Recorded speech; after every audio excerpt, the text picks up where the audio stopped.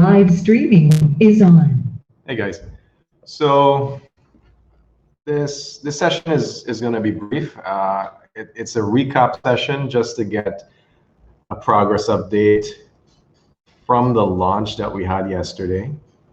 And I know that where we left off, or at least where I left you guys off, was just to have a look at the problem set and then identify your particular focus areas, which you have done. And I saw a lot of, oh, here we go. I saw a lot of chatter in terms of the protect the vulnerable focus area, which is which I'm catching up on because you guys forgot to add me to the channel, but that's okay. This is really promising in terms of the conversations that you've been able to have thus far. So I just wanted to get a general idea of where this conversation led under the Protect the Vulnerable channel, and what led you to create this. So feel free, just anyone. Kenneth, you want to take this? Yeah, so so payments. So yeah, last night what we did is we created a document which you guys can find in the payments channel, in which we went over a bunch of things that we felt could affect the society as a whole, focusing a lot on payments, because we think that in order for businesses to adapt, because you really don't know how long the COVID-19 will actually be with us. And so businesses will have to adapt and change. A big focus of that would be, and we highlighted this in the chat last night, education. So educating not only businesses, but also consumers in terms of security and just how you can work effectively from home for businesses, how you could adapt your business to work online and so forth. So there was a heavy focus on the other effects of COVID-19, and especially how if we could improve society, we could eventually also improve the health of individuals as a whole. So if you guys click on the link for the Google documents, you'll find the various suggestions by members of this particular subsection. And what we're going to do today is look over not just crafting the informational packets and how we could educate businesses and individuals, but also looking at what technical solutions, be it the form of a cryptocurrency, be it the form of something that could help businesses navigate this new era that we're actually jumping into. So there's again, the document which which you guys can check out. It has a bunch of solutions, and today we're going to have a brainstorming session to see of those solutions, what can we now combine into something that we can possibly have demoed tomorrow for this particular subsection. All right, so yeah, that's generally it. As I said, it's broken down into the educational and also the technical in terms of what we could possibly do. And obviously, since it's a global group, we're open to suggestions, so you guys can check it over. And it's free for anybody who has the link to edit. Please be careful with that. But you guys can put in your own suggestions, and we'll see if we can have something cohesive by the end of the day. Yeah, thanks, Kenneth. And what I looked at here is there are a certain number of major categories that are emerging. The first of which involves all of the educational tools that were showcased yesterday, as well as some of the other apps. They seem to be carving out two primary areas of response. The first of which are solutions or initiatives that allow us to adapt to the COVID shift.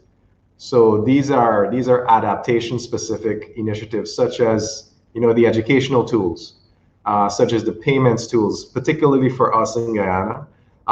E-commerce is something that is looked at as a form of adaptation for COVID, given the social distancing and the shift in terms of how we actually interact as a society. We are traditionally a cash-heavy society, and that obviously is not compatible, is not ideal for this particular COVID scenario. So we're looking hard at payments, which is a really relevant thing for us because that'll help the e-commerce options for us. We're looking at educational facilities, online distance-related educational facilities as well, for the kids that are who should be in school, who have to have their remote classes implemented. And there's another area under the adaptation broad category, and that deals with curbside delivery or order management services for merchants, being able to connect to the consumers in a remote fashion. In our society, it's not traditional that we can just go online and order things. But right now, there's an upsurgence in terms of the popularity of delivery services because persons are finding it more convenient amidst the COVID shift to order things to their homes. And what you find is that there's a gap that's created through that demand, and that has to do with the convenience or the lack thereof of actually selecting what they specifically want, even from multiple merchants, and then getting their order delivered to their homes. Persons are, I've experienced it. We've tried a couple of supermarkets where we order from them over the phone and via WhatsApp, and they still get the orders wrong. So there's a need there as well in terms of the shift for this adaptation category for tech-related solutions to help us just adapt as a society based on how we do business. And that'll open up a lot of avenues for existing businesses as well, so that we obviously can make that transition a bit easier for them. E-commerce critical, like I mentioned, just to recap, finding ideal or fitting educational tools to help distance classes, as well as our delivery or order fulfillment demands that we have right now, curbside pickup and things like that. So adaptation is definitely one focus area. The other focus area, which you have outlined in the Slack channel, is protecting the vulnerable. And could I get some thoughts on this? Just Kenneth or Julius or anyone that might have been in the conversation on to protect the vulnerable. What sort of implementations are we looking at under that particular focus area? If I remember correctly, it was divided into two things really, and that would be health and economics. So we've got the one solution there that is public and being used. So the discussion was centered around how do we make it more useful. But what we realize is that we don't really know why it's not being used as much. We have a few assumptions. One of them being that maybe persons are not sick enough. Maybe they're ignoring symptoms. Maybe the platform is not accessible enough to persons maybe who don't have internet. And then the existing hotline is still functioning, so people still call that hotline and proceed as if as normal with that. So we did have a few strategies as to how to increase the usage of it. I think that's in the document that Christopher posted. We didn't really touch on the economic side of things as yet, but that's where our discussion stopped pretty much. Awesome. Yeah, and those are relevant areas as well, sub areas, health and economics. It'll be good to dive deeper into health. Yeah. So, if you can expand on that, that'll be awesome. If not, then you can throw the ball to someone else who might have been in that. Yeah. One other thing that my team and I had discussed before the event had started is we realized that a few other things are kind of being, I don't want to say ignored, but they're not getting as much attention these days. At least things that we believe need attention. And what you'll find is that you will have an increase in the number of domestic abuse cases, as well as gender-based violence. And you'll also have issues with mental health. And none of those areas are really being targeted at the moment. Excellent. And the discourse on the economic side of things, you're yet to have that conversation. Yeah, we're yet to have that one. Okay. Does anyone else have any ideas about the protected vulnerable area? Maybe could we have missed something based on your understanding of it?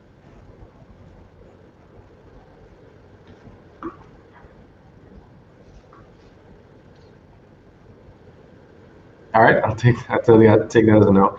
So based on that, what was also mentioned was you are looking at a unified solution.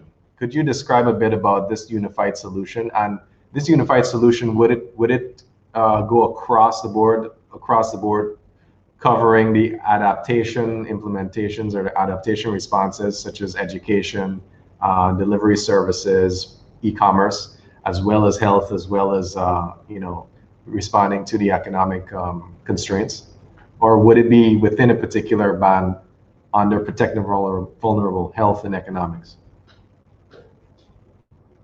What sort of idea with the unified solution that did you have? I think Kenneth can be able to explain that one a little bit more, because he suggested the idea. I wasn't like fully a part of that, around to that part of the discussion. So yeah, Kenneth, over to you.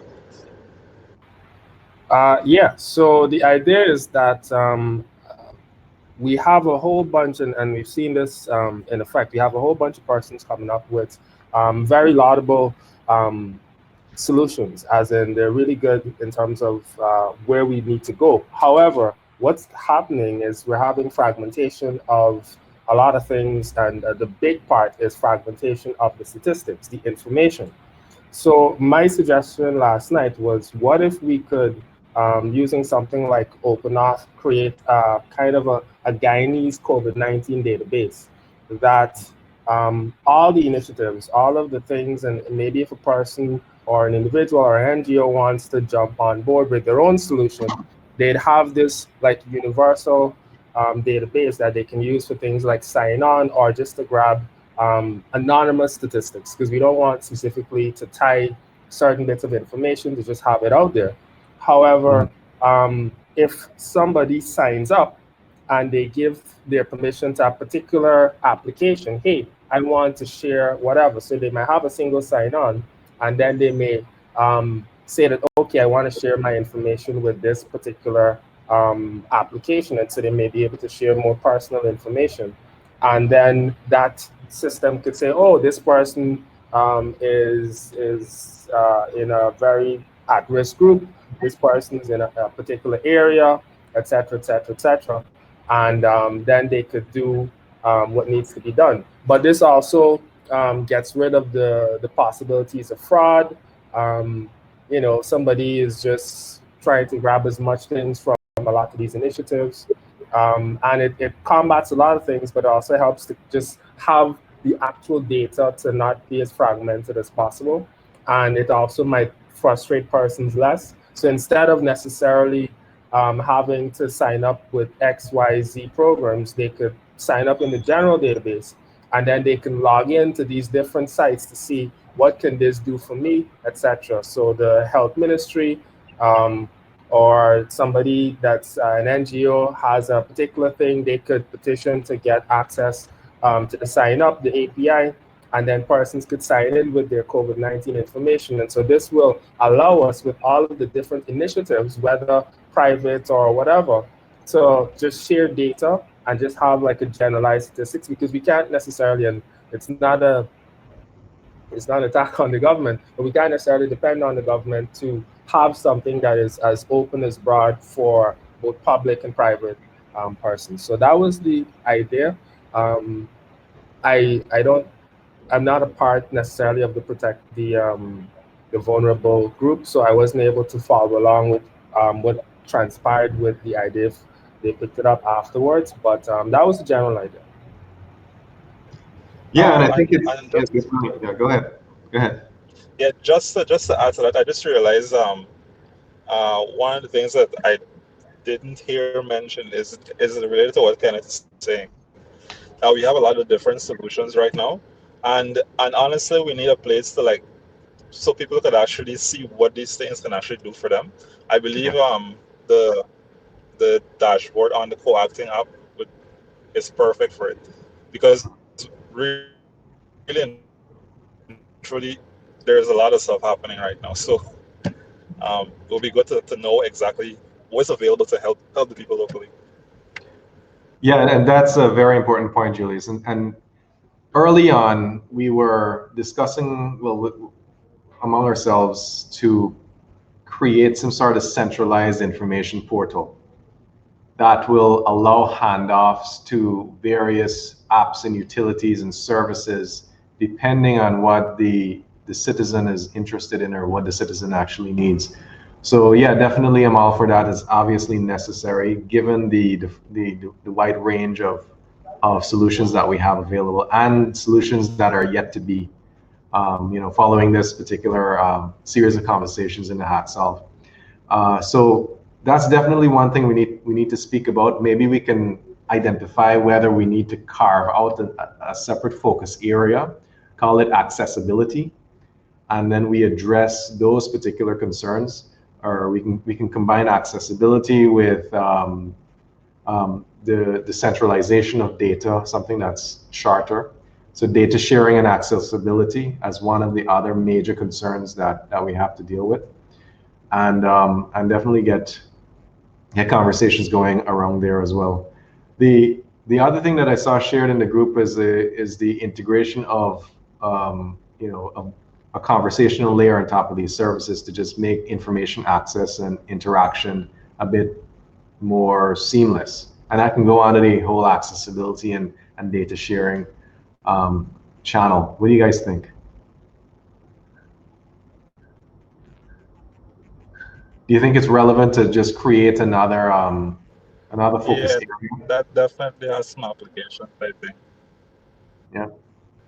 So you're okay with, we've got the three main areas. Obviously, there's protect the vulnerable. We're going to bring payments under, let's say, adaptations, payments and e-commerce and distance learning tools under adaptations, and then under accessibility and data sharing, we can have other sub initiatives. So we're looking at three so far: protect the vulnerable, adaptations, data sharing, and accessibility. What are your thoughts? Anyone disagree? Have a different opinion on how we should structure things? I think that's fair. Because I do think that this sort of duplication of functionality is going to be like something significant, and instead of working on a bunch of split efforts, we could focus on what makes our solution unique, and then all of the rest of that solution can come from a shared library. Yeah, definitely, and the framework is what will bring that together. We need to identify sort of like a common ground through which we can plug in our various initiatives so that they complement one another instead of overlap as they primarily are doing right now. Yes, and also if we have too many things going around, the public is going to get confused. They're not going to know what to use. A bunch of stuff. So it's going to lead to issues if we have too much things going on. There needs to be more focused applications, and basically if they want something very specific, like I've seen some solutions that were demoed yesterday, they had there were a lot of overlap, but then there's something that makes that application unique from the others. Right. And what they can do is just take out that part that makes them unique and have all of the rest in some shared data source or whatever, and then keep that unique part still, so that and like Kenneth would have said, is that the dashboard for co-opting is actually a good place to inform people. Okay, I want something in this niche or whatever. Which one of these applications will suit my needs? And then they could always jump onto that site from there or whatever. Yeah, definitely. So what I'm thinking is that the next immediate step for us is to work on that that mapping, that outline.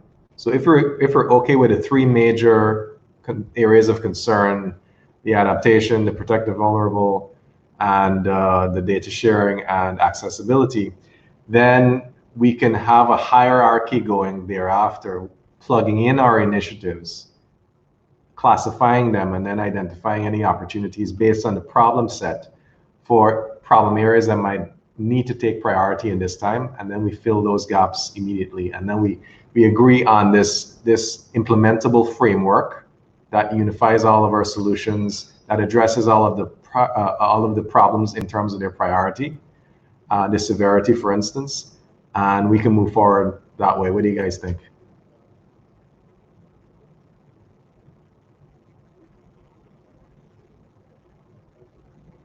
Don't leave me hanging here. Are you there? Yeah, sounds good. I was waiting for someone else. No, let's do it. I mean, this is a completely new realm. You guys have remote calls all the time, but I think it's like a cultural thing. We're just waiting in silence until someone else says something. But try to engage. Just you could probably even if you have a noisy environment, quickly just take your mic off and then off of mute and then just say something. Don't wait on anyone. Crosstalk is okay. That's fine. All right. So what's the best way you think we can do this? How can we just lay everything out for everyone to look at and then shift from there? Simple Google Doc, you think will suffice? I think Google Doc is good. We could make use of the commenting features, and we could also, if there's a way we can vote on solutions, I think that would be good. So we could vote plus comment. I think Slack has a poll feature that we can utilize too, under the circumstances. Yes. And then we can decide which solutions can be joined. Yes. Because we have a lot of different ideas, and some of them could benefit from being part of another solution. Yes.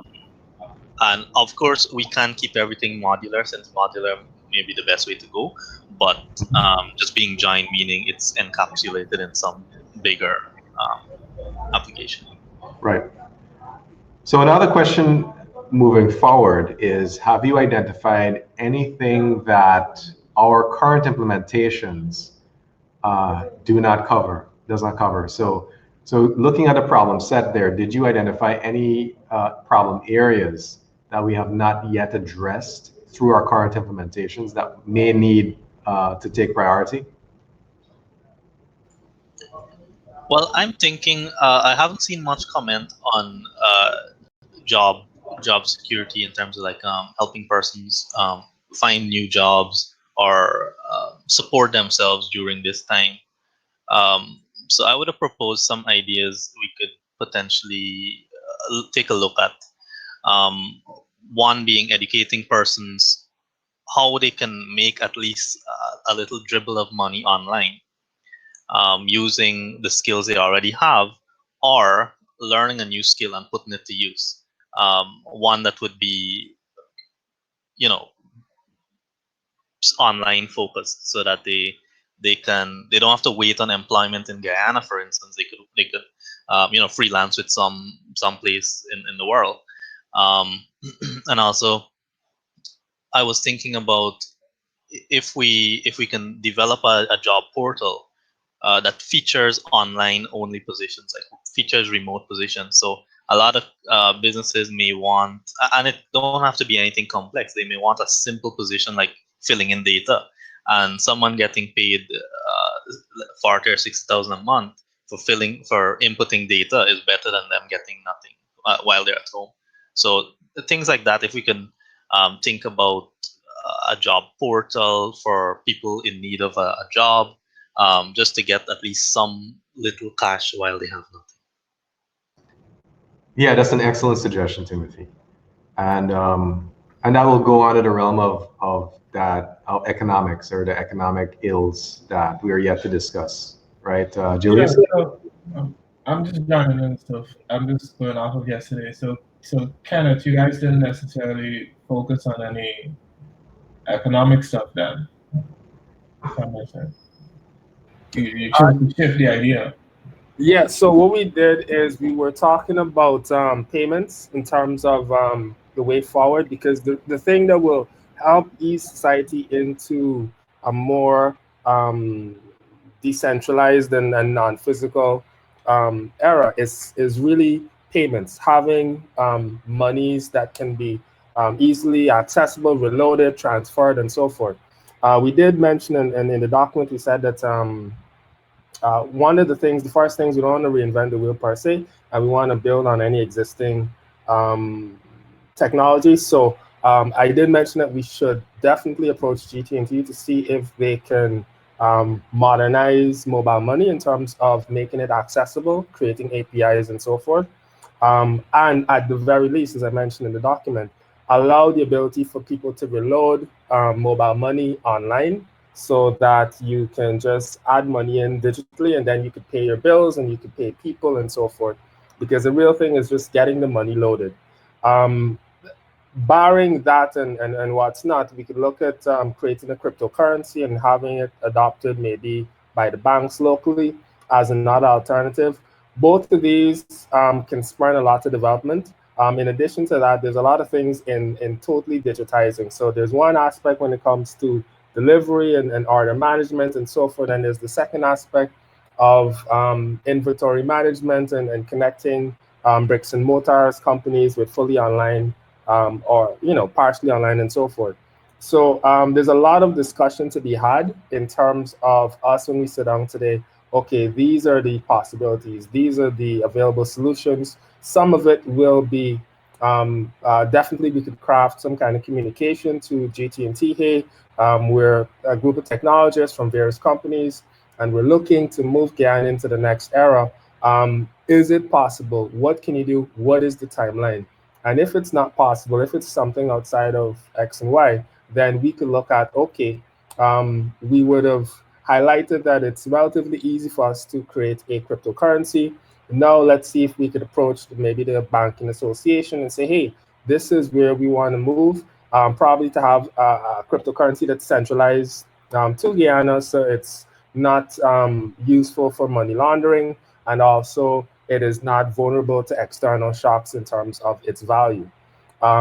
So definitely something along those lines so that we can spur, because the minute people are able to earn money online, digitally, remotely, and so forth, then you'll see how many new things just start to pop up and how many businesses and stuff and jobs will be created. So there's a huge opportunity there. There's also a huge opportunity in modernizing companies to be fully online, things like digital PBX, so that you can be home, somebody could call the office number, and everybody could work like if they were actually in their office, but they're distributed. So there's a whole bunch of things that I think and avenues that companies and individuals and businesses can use to kind of push themselves into a more modernized and decentralized era. And so that's going to be a big focus of discussion today. We're going to look at the things that we think are easily implemented, the things that we think are most important, and we're going to create an MVP of sorts in the things that we can achieve over this 2-day period, the things that we can achieve within a 1 month and a 6 months and a 1 year, and definitely going to have a concise plan in addition to probably seeing if we could hack together a demo cryptocurrency solution or something like that. But definitely there's a lot to be discussed. We're going to figure out where to put our technical expertise in, and then yeah, so that's generally it. Brilliant. So Chris, I don't know how much you heard. I'm not sure when you came in, but we're looking at 3 major areas of concern that categorize current implementations or initiatives, and that may guide initiatives against the framework in moving forward. And the first of which is, I mean, we can tighten up the terminology. We're looking at adaptations, and those adaptations speak about using technology to adapt to the COVID shift, which would include the educational tools that we saw earlier yesterday, as well as the delivery services, the curbside pickup type of facilitating apps, as well as e-commerce, which includes payments, what kind of just mentioned. There's another major concern, protecting the vulnerable, that you guys identified, which can be subdivided into health and economic related concerns. And then finally, there is data sharing and accessibility, which primarily speaks about the implementations related to information access and finding a way to make it easy for citizens to enter into that information space and be redirected to services and little bites of information and tools that they may need the most at this given point in time. Sort of like an information portal or information portal related things, as well as a means in which we can centralize data, provide centralized shared data access to drive the other systems that may currently exist and may exist in the future. Any thoughts on the expansion of those three major concerns as we move forward? Not really at this point in time. It would be interesting to hear. I kind of have an idea of the type of applications that are going to come out of the two. The data sharing part sounds more like a feature, more so than a specific initiative. What necessarily you have in mind there? Well, yeah, with in terms of centralizing data, I mean, I guess in a way you can look at it as a feature, but it is an important element in the equation moving forward, using technology to mitigate the negative effects of the COVID shift. And if all of these disparate solutions can exchange data meaningfully and provide open data access to other systems or other agencies, then you're looking at not just a feature, but a feature that can lead to impact. So how do you envision it necessarily working? Like, I know they're like what we call open data repositories, and then there are like open data documentation. So like, as a developer, I can go and download, like, let's say a data set, or is there just specific APIs that are always open and this is the place to go and find out how to tap into them? Well, to centralize data, we have to have certain standards in place. I do know that NDMA has a particular strategy when it comes to data sharing. They have some sort of developed framework. I'll have to have an NDMA representative speak on this. Are there any NDMA representatives available in the chat at the moment? Because I know that some of them had registered, but they have a particular strategy or framework in mind for data access, data centralization. So something along those lines with regards to how we, what sort of protocols we use in developing our applications that would facilitate the centralization of data and open data access. So open data access protocols primarily will be the response to your question. Yeah, so I just wanted to get an idea of how you envision it working. Do I particularly like go to a site and I can see that these are for Guyana, let's say, these are the open data access points that I can tap into that, could be freely available. Like, okay. If I want that coronavirus information, just a bit more on that. Yeah, just a bit more on that. So for instance, we've prototyped information systems that are in response to COVID. Yeah. And let's say, yeah, Julius has prototyped and he's deployed information systems that are relevant to COVID. Now, the current question mark is how do we get those systems to talk to one another and exchange data meaningfully? And that's where a common protocol or a common means of sharing data would come in handy, so that any developer that comes into the fray that wishes to build on top of or contribute to will need to be informed as to how they construct their means of data access. So something as simple as agreeing to an API-based type of endpoint with your information. So you must have the ability to expose your data through APIs, through a particular API that's well documented, so that another developer can inspect that and build off of it or utilize it. So something as simple as that we have to discuss and agree to as a community, and we move forward with this so that we can inform new persons that come into the community and have their contributions integrated. Yeah, So and what- what I'm thinking is like you could just have like an open repository site that explains those APIs that are exposed. exactly.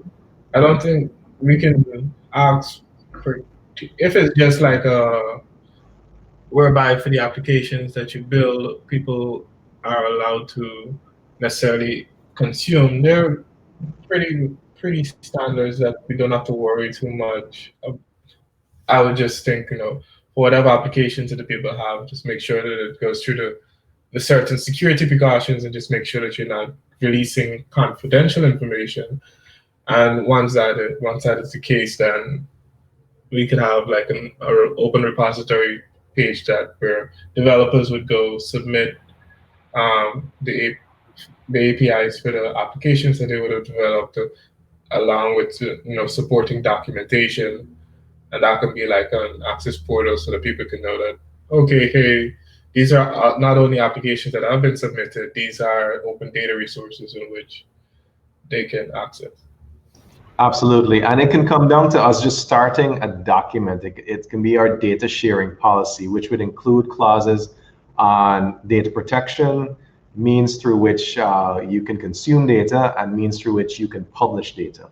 So it can be as simple as that, just as long as we share that and it's common and it's agreed upon.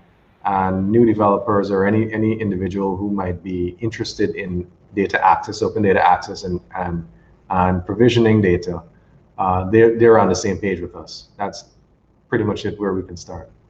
Right? I can envision it working just like how Facebook applications work, so that you sign up on this centralized location, and then when you want to access a new application, once you're signed in, you are asked if you want to share X, Y, and Z. This application needs X, Y, and Z information in order to work.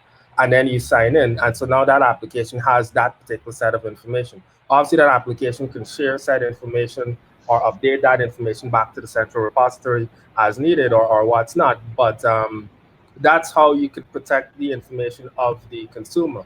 So if they only need your name or they only need X and Y, that's what they get. If they need your location, you as the consumer choose, hey, this person needs my location in order for this to work. And so they give them permissions to have that information there. So it could be just like how Facebook would have set up. And that's the central repo. Yeah, and that would come down to us defining an open data access protocol, which is what that is founded upon. Yeah? Or we can just use one. Yeah. That's out there, and then we just go from there. Good. Yeah, I think that's definitely a meaningful thing. So Chris, in terms of seeing the benefit of data sharing and accessibility, where are you now? Yeah, I mean, I think it's a good idea. I think we should start lean first and foremost, because like the idea kind of was pitching there is a bit more complicated to it in terms of get something that we can hope to get out of this hackathon in terms of single sign-on and access to specific information. We can start pretty lean in terms of as you said that open, just firstly from an open data policy standpoint, and for the applications that we have so far, we can kind of review them, see what information. Sorry, a plane is passing over by me. We can see just what our, data, what we can share, and then based on the policy that we would have crafted, at least make those APIs available and have, hopefully, at the end of this, that documenting on the policy and the APIs that we decided to release at this point in time be released as a first step. Just to keep it lean. Yep. Yeah, and don't be concerned too much about, don't have high expectations in terms of real hardcore proofs of concept at the end of this hack solve. From the inception, I mentioned that this is a special case hack solve. In a typical hack solve, yeah, your focus is much narrower, and as a result, you'll be able to produce quicker. But this one here is special case, given that it's a multi-pronged type of scenario that we're dealing with here. And by just delivering on a framework in its own right to start the ongoing initiatives would be an accomplishment by itself. So what we're talking about here in itself is a significant contribution, even if we're going to leave the 48 hours with just this. But it's, it's the idea with this particular event is that it should start a number of relevant conversations, connect those who can and wish to do good for our society, so that we can continue to have conversations after the event.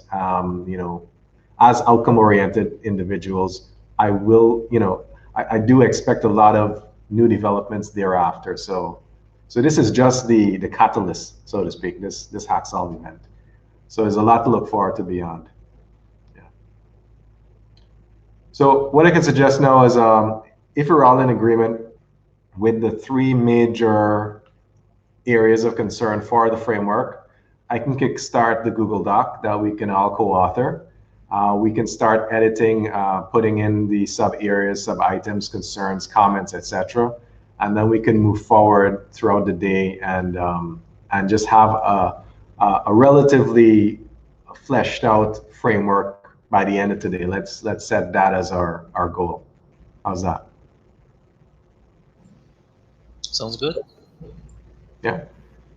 Great. So is there anything else that you guys may want to discuss before we wrap up this check-in session?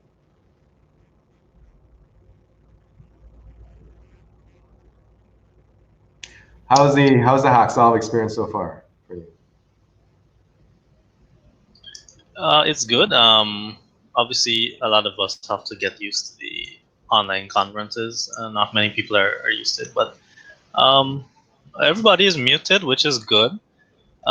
Usually you come into a conference and everyone has their mic open and you're hearing everything. So yeah, we had some nice discussions because we didn't have a lot of noise and stuff. So it's been good.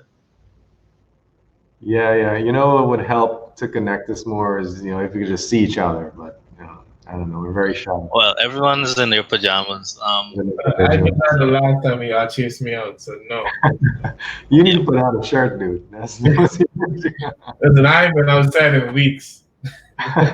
You make cancel session. But yeah, man, I think it's been good so far in terms of the communication. We've had a lot of very good discussions, right? And I think now that I think about it, usually with normal hackathon, we probably would have still been at the whichever conference center throughout the entire night.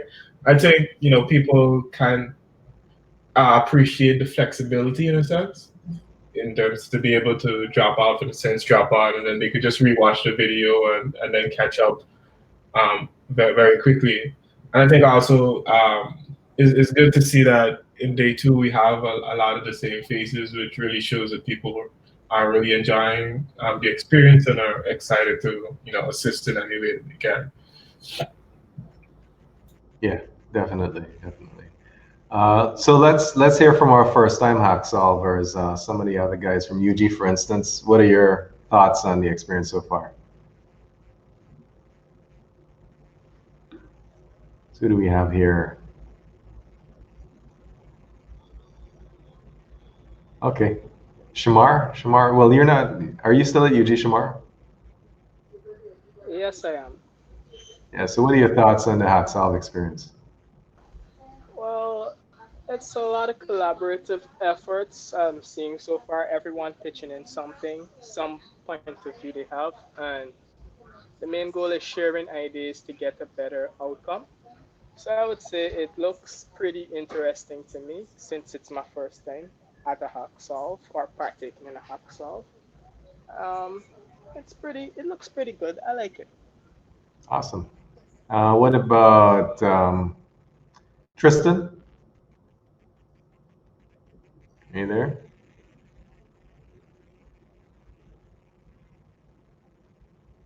Tristan, can you hear us?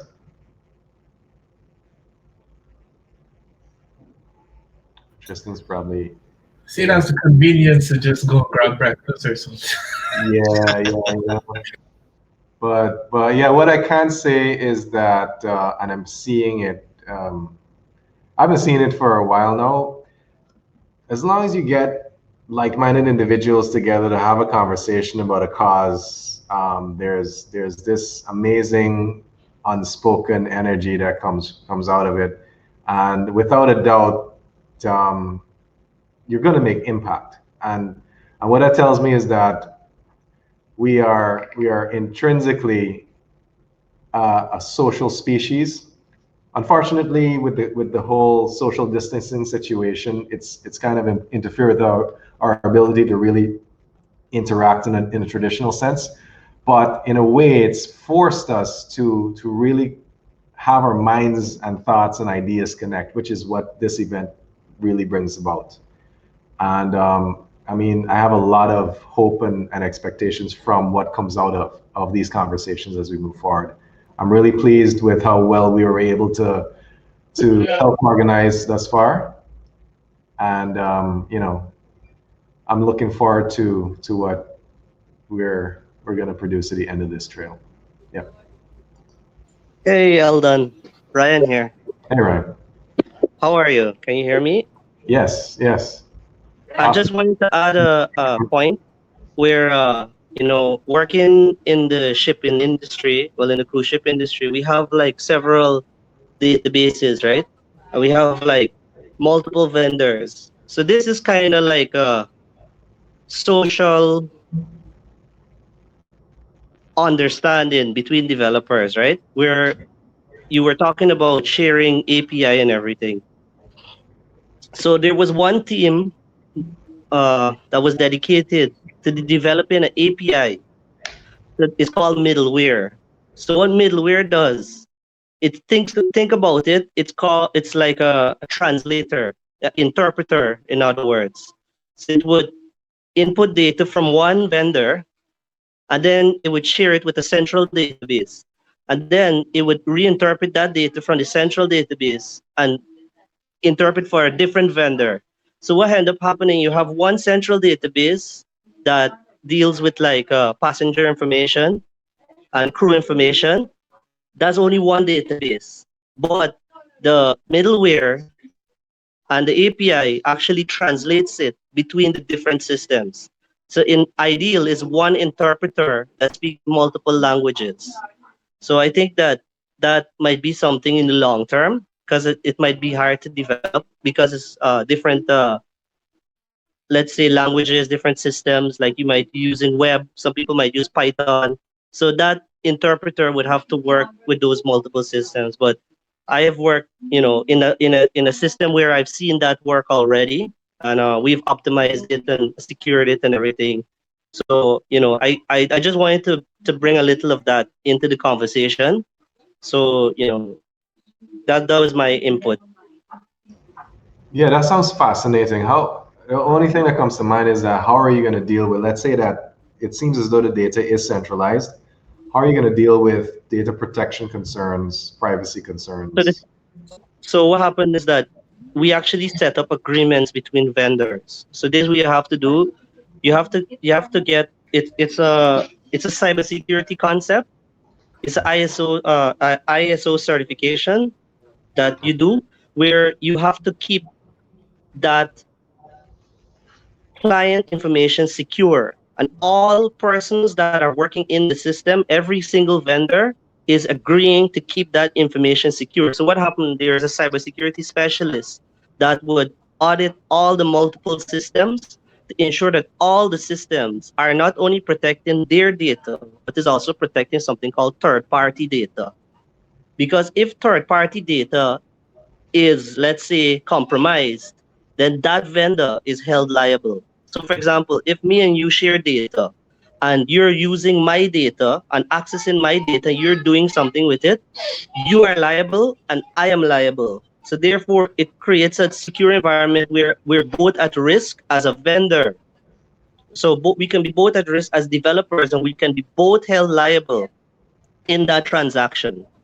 What you also do, you create audit logs. Every time a data is accessed through the API, there is a log, actually, what was accessed and which system accessed it, and like a unique process ID from which client it was accessed that called that. So therefore, you have the audit log to know that the data was accessed at such and such a time. So that's what you do. There's cybersecurity principles that are involved in the sharing of data, and there's a lot I can go into about that. But basically, there's an agreement between developers that if anything happens, everyone is actually who's involved in the transaction is opening themselves to be held liable. Got it. So it's like if your system has a security hole, you actually have that. I as a third party actually kind of hold liability to your security. So that's where the cybersecurity persons really come in to ensure not only security of the central system, but of every system that accesses it. Got it. Like that replication of security protocols across the systems.